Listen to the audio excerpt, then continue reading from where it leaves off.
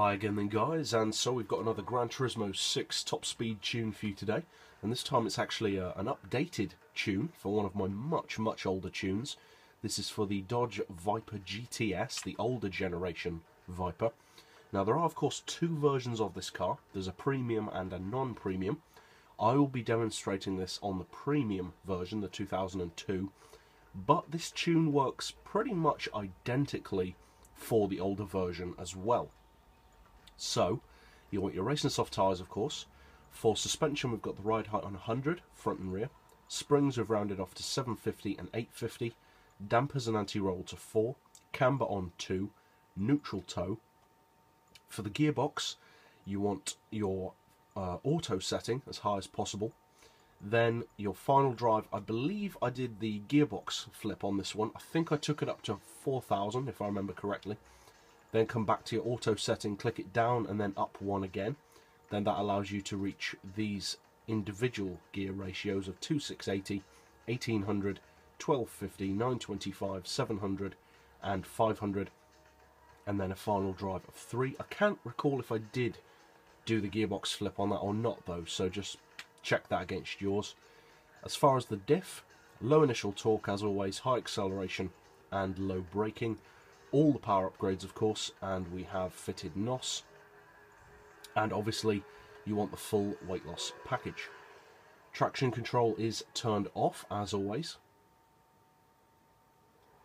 So this is, like I said, an updated tune. The handling is slightly better, the acceleration is slightly better, the top speed is slightly better. Now, this isn't a revolutionary change between this and my existing tune. The top speed is around 2 or 3 miles per hour higher, so like I said, nothing phenomenal, but in terms of top speed you need whatever you can get really on Special Stage Route X. The existing tune already did about 293, this one now does about 295, and this one has more draft potential because you sit at that speed at about 6,000 RPM, so you've got over 1,000 RPM of slipstream potential. I've raced this car, you can easily get it over 320 miles per hour, even further if you use NOS. As far as acceleration, like I said, it's a little bit quicker, and it's a little bit easier to drive as well. I mean, it wasn't a bad handling car anyway, but I've made some minor changes. I've actually made the car a little bit higher than it was before in its suspension height.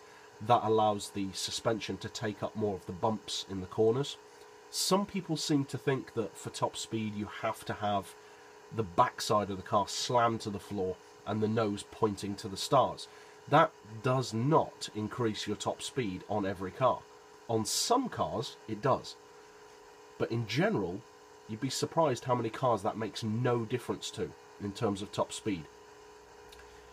What it does make a difference to is top-end acceleration, but who really cares about top-end acceleration when you're racing on Special Stage Route X? It's kind of irrelevant because by that time you'll be in someone's draft anyway, so it's not like top-end acceleration has that much importance for most people on this track. If it was a drag tune, of course it would, but it's not. Now, overall, the Viper is a very good car. As I said, this tune works pretty much the same for both the premium model, which is this one of course, and the non-premium 1999 version. I would recommend this one just because it's a nicer car, you know, better graphics, interior, etc. But overall, both cars are very good top speed racers, as all the Vipers are really. So, if you decide to use this tune, obviously I hope you find it helpful and of course competitive, and if you're new to the channel or just found this helpful in general, feel free to subscribe. I put out new top speed tunes like this every day, various other tunes and other videos in the week as well, and as always, thanks for watching.